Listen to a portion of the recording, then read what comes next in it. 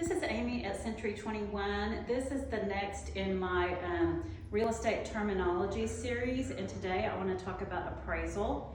So an appraisal happens definitely if you're getting a loan, but just as a cash buyer, you can also request an appraisal. And so what happens is the licensed appraiser will go to the property, they will measure, they will look at condition of the house, they will look at the acreage, take pictures, do all that kind of stuff.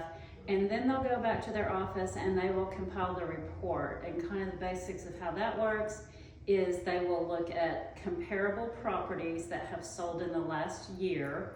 That's on residential and land. On commercial, they go back 3 years. So they'll try to find as close a comparable as they can, generally 3 comparables that have sold similar to the house and in a similar area. And then they'll do adjustments depending on if there's a difference in square footage, difference in land, outbuildings, that kind of thing. And they'll come up with an appraised value for the property. And so that's what the lenders use to determine how much they're gonna loan on it. And then as a cash buyer, you can just use that to determine if the price you're paying is equal to the value. You don't wanna overpay for a property. So that's a little bit of the basics. The lenders, if there's a lender involved, they order the appraisal. They have a rotation of appraisers they go through, so they don't pick one particular one. They generally have a rotation.